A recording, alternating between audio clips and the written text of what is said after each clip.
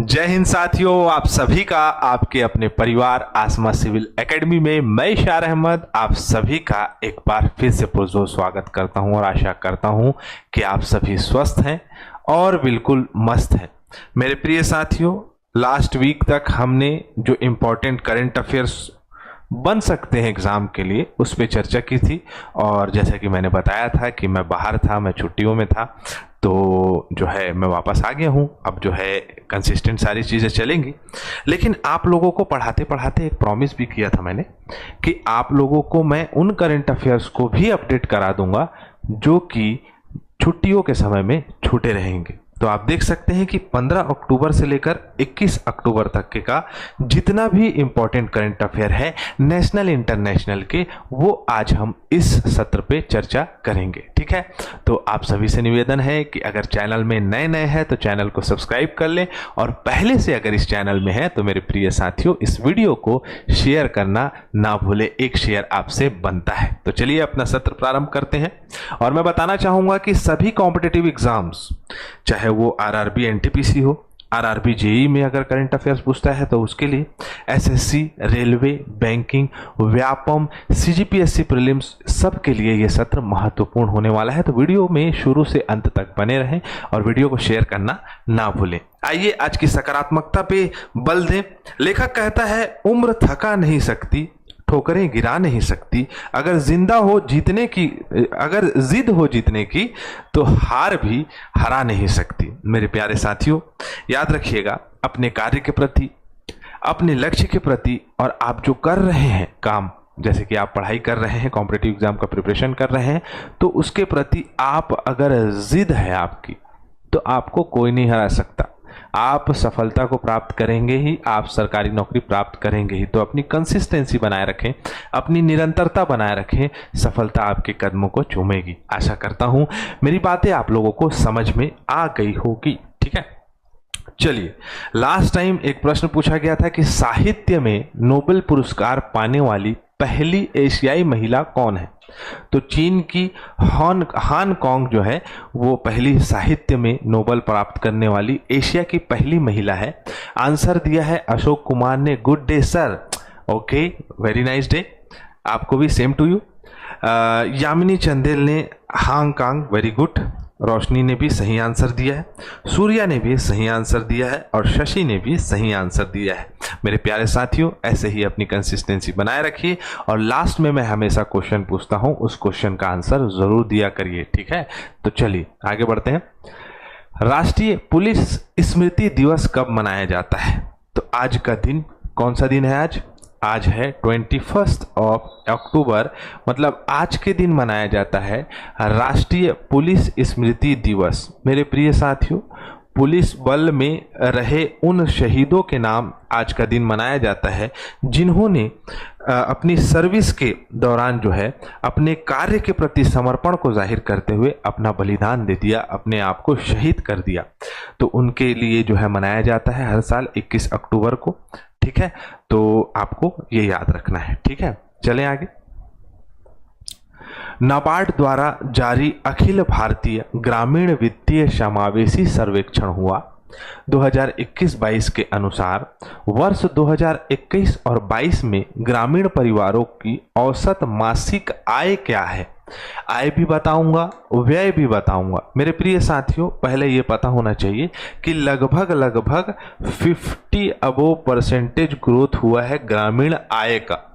ग्रामीण मासिक आय का, औसतन मासिक आय का 50 से अधिक प्रतिशत वृद्धि हुई है ना। अब इसकी बात 2017 के अनुसार, 2017 के आकलन के अनुसार से तो 12,698 रुपए औसत मासिक आय है एक परिवार की, हमारे भारत की। और ये कौन बोलता है? तो नाबार्ड बोलता है, राष्ट्रीय कृषि और ग्रामीण विकास bank, national bank for agriculture and rural development जो है इसका फुल फॉर्म है, जो आप देख सकते हो, national bank for agriculture and rural development, NABARD. NABARD के अनुसार ये जो है आंकड़े पेश किए गए हैं। यहाँ सारे आंकड़े आपको दिखाई दे रहे होंगे कि सर्वेक्षण के अनुसार 2024 में ये जो है प्रेषित किया गया है, जो कि 2021-22 का जारी किया गया है। ठीक है, आय, बचत, व्यय, भूमि जोत, आकार आदि का अनुमान लगाया गया है। अब ये अनुमान से प्रश्न कैसे पूछेगा? नाबार्ड से संबंधित जो है आपका मतलब कहा जा सकता है कि ये रिपोर्ट है। तो सर्वेक्षण के अनुसार ग्रामीण परिवारों की मासिक आय 2016-17 में 8,059 रुपये थी, 2021-22 में 12,698 हो गई। 2017 की तुलना में 54.6%, मैंने बताया था कि 50 से अधिक प्रतिशत की वृद्धि हुई है। बचत की बात करें सॉरी 2016-17 में और 2021-22 में 9100 मतलब कि 9,100 रुपये से बढ़कर 13,200 रुपये हो गई है। ठीक है, लगभग ये भी 40% से या 35 से 40% की वृद्धि देखने को मिल रही है। व्यय जो है उसमें जो है कमी देखने को मिली है। देख सकते हो आप कि 17 में 6,646 रुपये प्रति माह खर्च रहे थे, वो 11,262 रुपये हो गए, मतलब महंगाई बढ़ा हुआ है। ठीक है, अगर हम बात करें तो किसान क्रेडिट कार्ड जो होता है सीसी आपका जो होता है आपका केसीसी, किसान क्रेडिट कार्ड से बहुत ज़्यादा जो है लोग अवगत हो चुके हैं, उससे प्रॉपर लोन ले रहे हैं और अपने आय में वृद्धि कर रहे हैं। लेकिन वर्तमान की जो जीडीपी की स्थिति है, इन्फ्लेशन की स्थिति है, उसमें यह देखने को मिल रहा है कि महंगाई ज़्यादा है तो खर्च भी बढ़ेंगे। ठीक है, आशा करता हूँ ये सारी चीज़ें समझ में आ गई होगी। नाबार्ड की बात करें तो मुंबई में मुख्यालय है इसका, 1982 में इसकी स्थापना हुई है। श्री साजी केवी इसके चेयरमैन है। भारत सरकार का एक केंद्रीय बैंक है जो कि मुख्य रूप से ग्रामीण अंचल में, अर्बन एरिया में ये प्रॉपर लोन प्रोवाइड कराता है। ठीक है, अब आ जाते हैं मोस्ट इम्पॉर्टेंट GHI मतलब ग्लोबल हंगर इंडेक्स। ठीक है, ग्लोबल हंगर इंडेक्स में भारत की स्थान कितनी है? तो भारत का स्थान है 105 नंबर, जो कि पहले से थोड़ा पायदान ऊपर उठा है। 127 देशों में 105वें स्थान पर भारत है। 2023 में 125 देश में 111 स्थान में था। मेरे प्रिय साथियों, जो अगर देखा जाए कि बहुत ही चिंताजनक विषय है, भारत जो है हमारा देश एक विकासशील देश है, विकसितता की ओर आगे बढ़ रहा है, लेकिन हंगर इंडेक्स में अगर इसकी स्थिति देखें तो उतनी मतलब सही नहीं है। जैसे कि पड़ोसी देश की बात करें, नेपाल जो है वो 56 रैंक में है, बांग्लादेश 84 रैंक में है, पाकिस्तान 109 रैंक में है, जबकि वहाँ की अर्थव्यवस्था और यहाँ की अर्थव्यवस्था में काफ़ी अंतर है। और अगर हम ये बात करें कि कितने आयामों, कौन कौन से आयामों में या कौन कौन से डायमेंशन पे ये प्रोवाइड कराया जाता है, ये रैंक जो है प्रोवाइड कराई जाती है, तो 3 आयामों में कराया जाता है। पहला है अल्प पोषण, दूसरा है बाल मृत्यु दर और बाल पोषण, या आपका कहा जा सकता है बाल कुपोषण, पोषण नहीं बाल कुपोषण। तो अल्प पोषण की बात करें तो ऐसी अवस्था जितनी कैलोरी या जितना डाइट या जितना मतलब खान पान एक मनुष्य को मिलना चाहिए वो उसको प्रोवाइड नहीं हो पा रहा है। और ये जग जाहिर है, वर्तमान में लोग अभी भी डाइट से अवगत नहीं हैं कि क्या खाना है और क्या नहीं, बस खाए जा रहे हैं।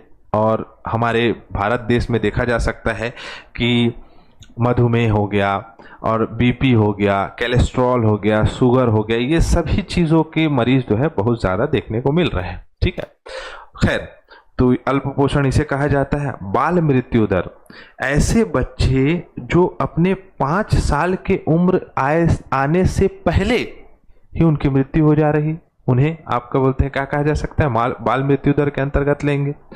बाल कुपोषण में वो आते हैं जो बौनापन, बच्चे जो है हाइट नहीं बढ़ रही है, बाल दुर्बलता है ना, दुर्बलता निकल गया था, हो जाता है, जबान मेरी ठीक से फिसलती नहीं कभी कभी।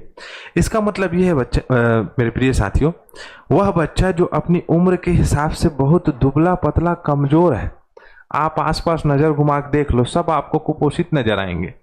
क्यों? क्योंकि डाइट मिल ही नहीं रहा है ना। ठीक है, चलो, टाटा ट्रस्ट के चेयरमैन के रूप में रतन टाटा की जगह किसने ली है?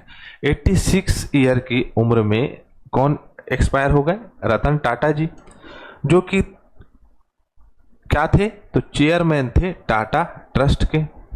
ठीक है, तो अभी जो मिला है स्थान वो मिला है नोएल टाटा को। इनके सौतेले भाई है, रतन टाटा के सौतेले भाई हैं नोएल टाटा।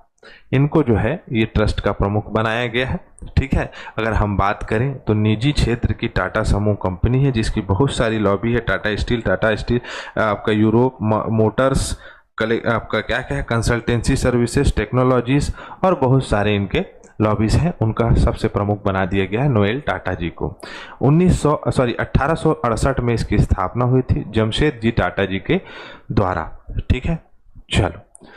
केंद्रीय पृथ्वी विज्ञान मंत्रालय ने केरल के वायनाड जिले में खालिस्तान रडार की स्थापना को मंजूरी दी।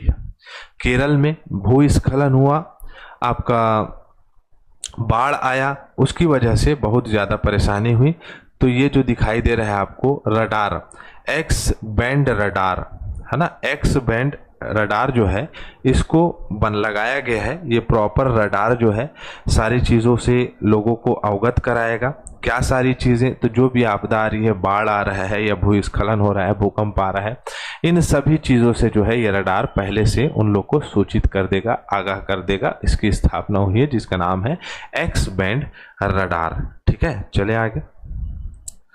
चलो, सारे कार्य मैंने लिख दिए हैं, लेकिन सिंपल सा समझा जाए तो यही है कि एक्स रे रडार जो है वो पहले से आने वाली जो आपदाएं हैं उनसे अवगत करा देगा, आपको पहले से सचेत कर देगा अपने रडार के माध्यम से। ठीक है, चलो, रडार तो जानते होंगे आप। चलो, प्रशिक्षण तैनाती के हिस्से के रूप में बहरीन के मनामा पहुंचे भारतीय नौसेना का जहाज INS तीर और भारतीय तटरक्षक जहाज ICGS वीरा के तैनाती की मुख्य उद्देश्य क्या है? तो ये सभी मुख्य उद्देश्य है बहरीन के साथ नौसेना सहयोग को मजबूत करना, भारतीय नौसेना रॉयल बहरीन नौसेना पल को जो है बेहतर बढ़ावा देना, संयुक्त समुद्री अभियानों में भाग लेना, सर्वोत्तम प्रथाओं के बारे में ज्ञान साझा करना। ये सभी जो है इसका आंसर हो जाएगा।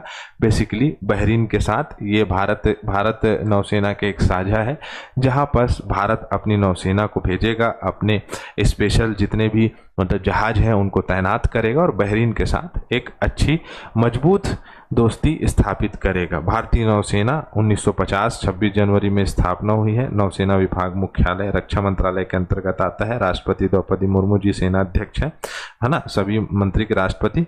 एडमिरल R हरि कुमार जो है नौसेना अध्यक्ष है। क्लियर? चलो, कई बार बता चुका हूँ। महिला T20 क्रिकेट की सबसे तेज 2000 रन बनाने वाली खिलाड़ी कौन बन गई है?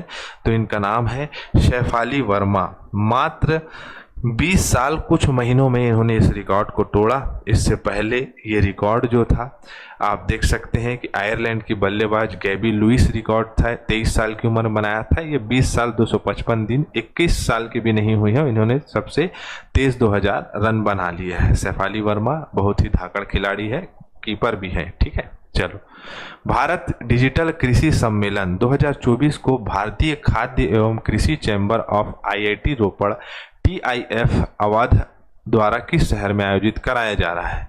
तो बेसिकली कृषि सम्मेलन, कृषि विपणन को बढ़ावा देना, कृषि में अच्छी किस्म, कृषि में उन्नतता, कृषि में जो है बेसिकली इन्हांसमेंट के लिए इस प्रोग्राम को नई दिल्ली में कराया जा रहा है। सम्मेलन में पारंपरिक कृषि के डिजिटल कृषि में परिवर्तन करने की आवश्यकता को उजागर किया गया है। किसानों, शोधकर्ताओं और तकनीकी विकसितकर्ताओं के बीच सहयोग और नवीनताओं पर जोर दिया गया है, जिससे कि लोग कृषि के माध्यम से और उन्नत और जो है सशक्त हो पाएं। ठीक है, ये मुख्य उद्देश्य रहा है। चले आगे। चलो, नरेंद्र मोदी जी जो हमारे भारत देश के प्रधानमंत्री हैं 20 अक्टूबर को किस स्थान पर डॉक्टर संपूर्णानंद अंतर्राष्ट्रीय स्टेडियम का उद्घाटन करेंगे? मेरे प्रिय साथियों, उत्तर प्रदेश का ये सबसे बड़ा क्रिकेट, अंतर्राष्ट्रीय क्रिकेट जो है आपका स्टेडियम रहेगा। वाराणसी में इसका उद्घाटन किया है। ये मुख्यमंत्री रहे हैं संपूर्णानंद, डॉक्टर संपूर्णानंद। उत्तर प्रदेश के दूसरे, पहले कौन रहे हैं? तो आपके स्वामी वल्लभ पंत है ना। तो वाराणसी में इसका उद्घाटन किया गया है। उत्तर प्रदेश का चौथा अंतर्राष्ट्रीय स्टेडियम है, कानपुर, लखनऊ, नोएडा के बाद। ठीक है, चले आगे। 20वें अंतर्राष्ट्रीय शिक्षा शो में भारत द्वारा कौन सा अभियान शुरू किया गया है? तो क्या किया गया है? तो इसके किया गया है स्टडी इन इंडिया, है ना। क्या किया गया है? स्टडी इन इंडिया प्रोग्राम रखा गया है, जिसके तहत जो है आपका इस अभियान के तहत सऊदी में होने वाले इस प्रोग्राम में पार्टिसिपेट किया शिक्षाविदों ने, साथ ही साथ स्टूडेंट्स ने, और स्टडी इन इंडिया को शुरुआत दी, जिसमें कि आपके स्टडी को किस प्रकार से आसान बनाया जा सकता है, उसमें किस प्रकार से आर्टिफिशियल इंटेलिजेंस का उपयोग किया जा सकता है, किस किन भाषाओं में स्टडी किया जा सकता है, उन सभी चीज़ों का यहाँ पर क्या किया है? प्रदर्शनी इन्होंने किया है। ठीक है, चले आगे। शिक्षा मंत्रालय, धर्मेंद्र प्रधान शिक्षा मंत्री जी हैं, अभी याद रखना है आपको। ठीक है, भारत के किस राज्य और केंद्र शासित प्रदेश में एशिया की सबसे ऊंची इमेजिंग चेरन को दूरबीन का उद्घाटन किया गया है? तो मैं बता दूं कि लद्दाख में ये गामा किरणों को, किसको? तो गामा किरणों को डिटेक्ट करने के लिए बनाया गया है। देखो, सूर्य से आने वाली किरणें, साथ ही साथ वायुमंडल में जितने किरणें रहेंगी उसमें जो आपका इलेक्ट्रॉनिक्स कहा जा सकता है, जिसमें इलेक्ट्रॉन, प्रोटॉन और गामा किरणें दिखाई देंगी, उसको प्रॉपर जो है डिटेक्ट करने के लिए इस मशीन को बनाया गया है। बहुत अच्छा पहल है, जो कि बार्क मतलब कि आपका भाभा और एटॉमिक रिसर्च सेंटर के द्वारा मदद से ये प्रॉपर तैयार किया गया है लद्दाख में। ठीक है, चले। निम्नलिखित में से कौन सी दुनिया की सबसे कम उम्र का व्यक्ति है जिसने दुनिया के सभी 8000 मीटर चोटियों पर चढ़ाई कर ली है और रिकॉर्ड बना लिया है? इसका नाम है नीमा रिंजी शेरपा। क्या नाम है? नीमा रिंजी शेरपा। इन्होंने जो है आपका दुनिया के सभी चोटियों पर 8000 मीटर वाले, देख सकते हो आप कि एवरेस्ट, K2, कंचनजंगा, लेत्सो, मकालू, योचू, चोयू, है ना, धौलागिरी, मनसालू, ये सभी हिमालयी पर्वत है जिसमें जो है इन्होंने क्या कर लिया है, मतलब चढ़ चुके हैं ये। ठीक है, चलो। देश का पहला हिंदी साहित्य संग्रहालय कहाँ बनाया जाएगा? कहाँ बनाया जाएगा? तो बनाया जाएगा काशी में। कहाँ बनाया जाएगा? काशी।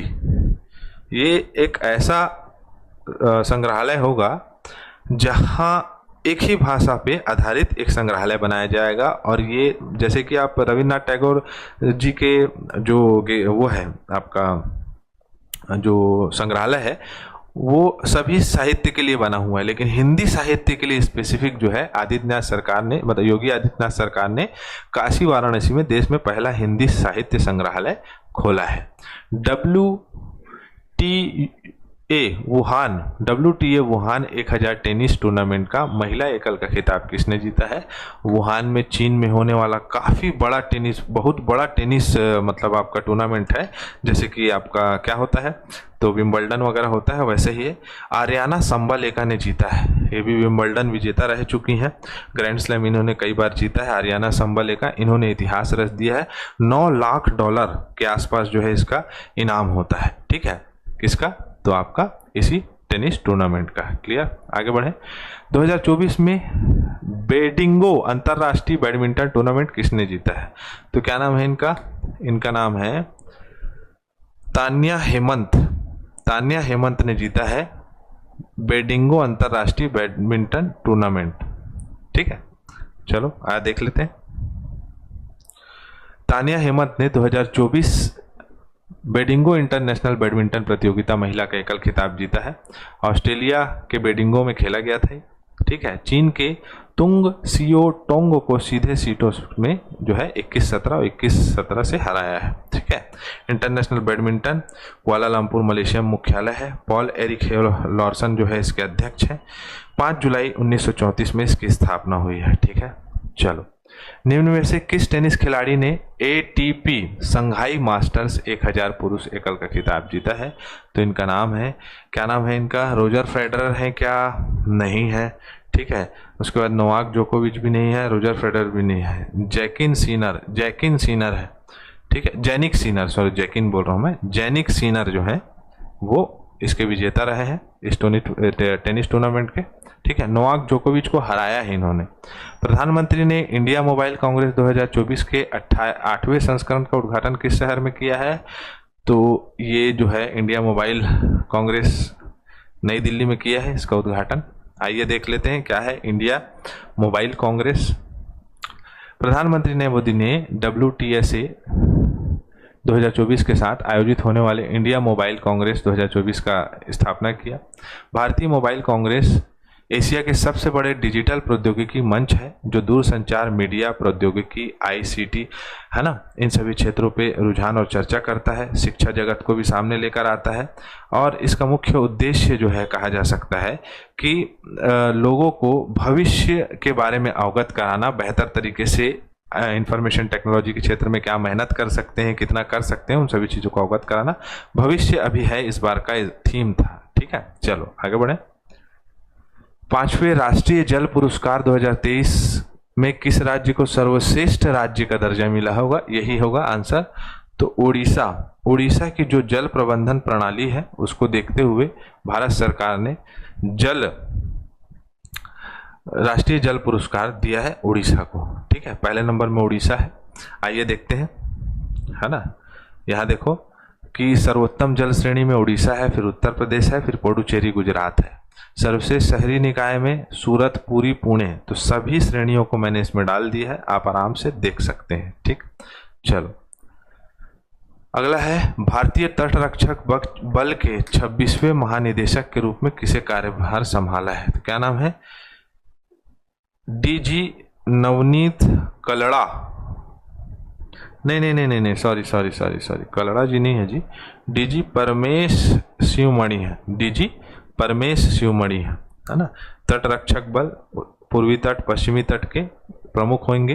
भारतीय तटरक्षक का आदर्श वाक्य है वयम रक्षामः। DG परमेश शिवमणि जी को जो है क्या बनाया गया है?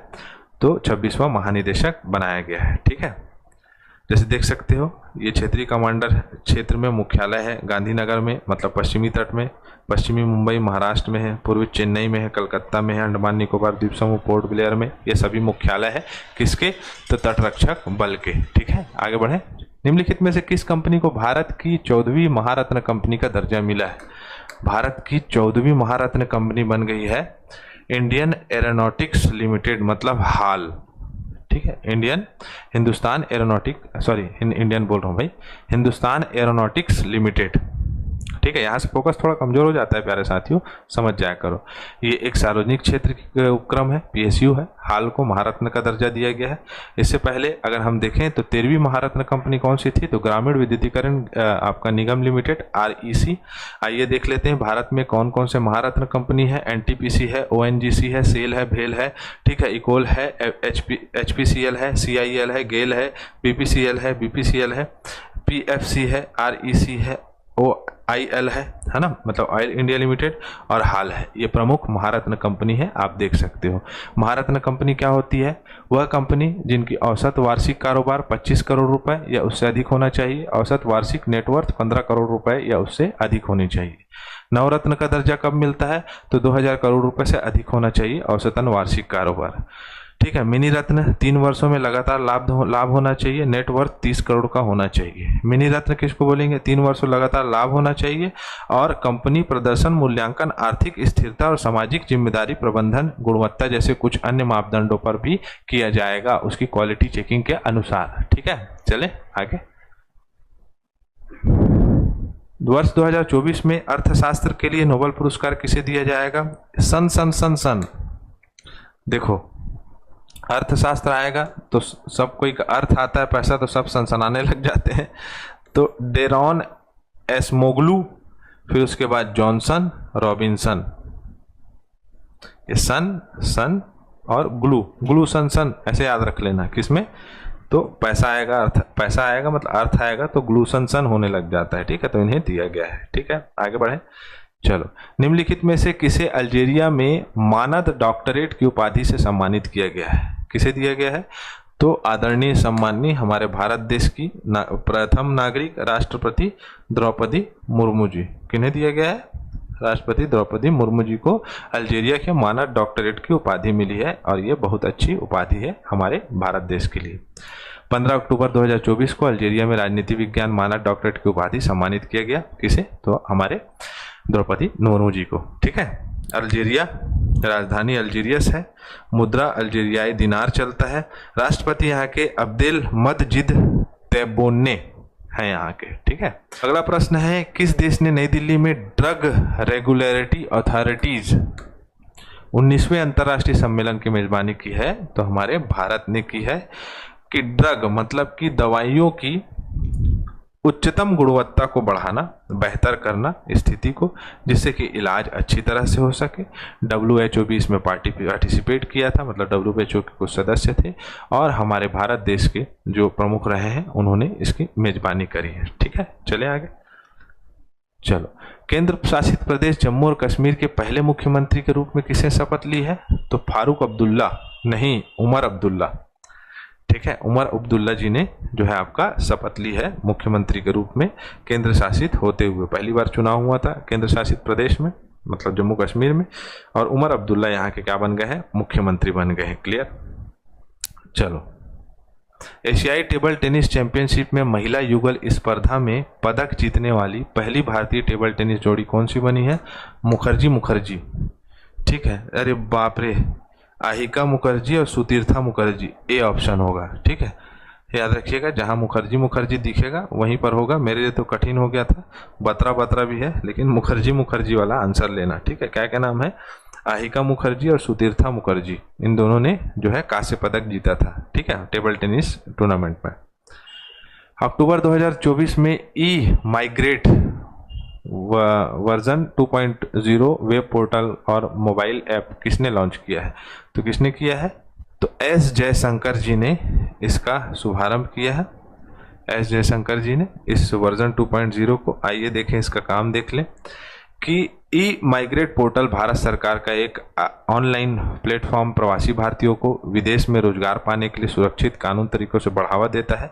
मतलब भारत देश के जो भी व्यक्ति विदेश जाकर जो है कार्य करना चाहते हैं उनको प्रॉपर एक प्लेटफॉर्म है और उनका एक सिक्योरिटी पर्पस भी है जो कि भारत देश उनको दे रहा है ताकि सबकी गणना होते रहे और प्रॉपर काम होते रहे। ठीक है। निम्नलिखित में से किस अंतरिक्ष एजेंसी ने यूरोपा क्लिपर लॉन्च किया है? किसने किया है? तो नासा ने।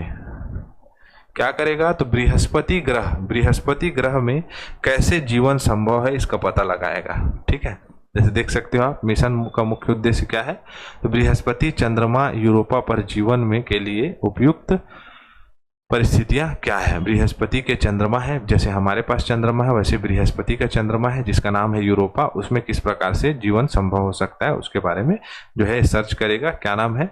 तो अंतरिक्ष नासा के द्वारा क्लीपर लॉन्च किया गया है, यूरोपा क्लीपर।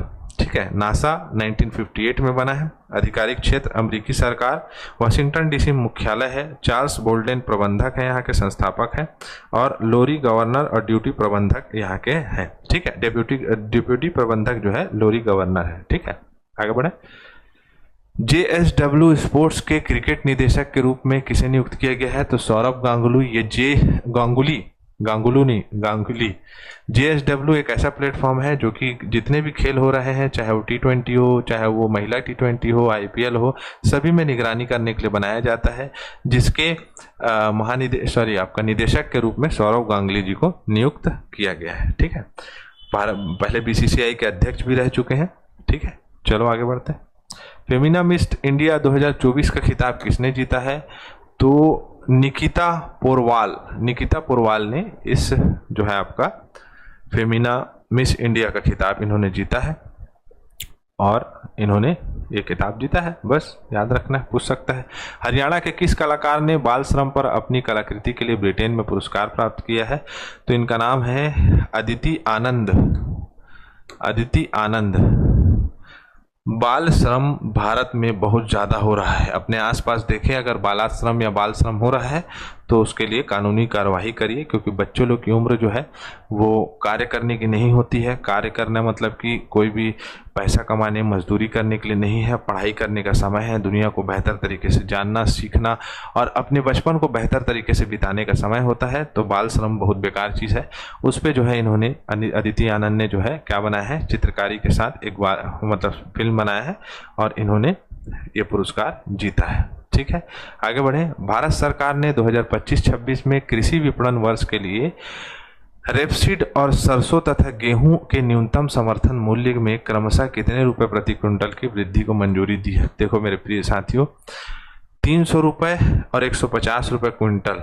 ठीक है, गेहूं का 150 और 300 रुपए सरसों और किसका, तो आपका क्या नाम है उसका, रेपसीड और सरसों के लिए 300 रुपए और गेहूं के लिए 150 रुपए। ठीक है, जो कि बहुत अच्छी स्थिति है। अलग अलग फैसले लिए गए हैं, 22 फसलों में निर्णय लिया गया है प्रॉपर, तो आपको याद रखना चाहिए। ठीक है, ये प्रॉपर आपके रबी के फसल क्या होते हैं, खरीफ के फसल क्या होते हैं, जायद की फसलें क्या होती हैं, इन सभी का आकलन इसमें दे दिया है। और ये एमएसपी पे जो 2025 में क्या है, 2024 में क्या रहा है, 24-25 में क्या रहेगा, 25-26 में क्या रहेगा, इसका सारा आकलन इसमें दिया जा चुका है। ठीक, चलिए अब फटाफट जो है पुराना उसको रिवीजन कर लेते हैं। विश्व मानक दिवस 14 अक्टूबर को मनाया जाता है। एशिया टेबल टेनिस चैंपियनशिप 2024 में भारतीय महिला टीम ने कौन सा पदक जीता था, तो कांस्य पदक जीता था। एशियाई टेबल टेनिस चैंपियनशिप 2024 में भारतीय पुरुष टीम ने कौन सा पदक जीता है, तो कांस्य पदक जीता है। IBSAMR नामक संयुक्त बहुराष्ट्रीय समुद्री अभ्यास किस देश के नौसेनाओं में आयोजित की जा रही है, तो भारत, ब्राजील और दक्षिण अफ्रीका के बीच में। ठीक है, अक्टूबर 2024 में भारत में ई गवर्नेंस को बढ़ावा देने के लिए डिजिटल प्लेटफॉर्म डिजी लॉकर और किस डिजिटल प्लेटफॉर्म के बीच समझौता किया गया, तो उमंग नाम का ये जो है पोर्टल बनाया गया है।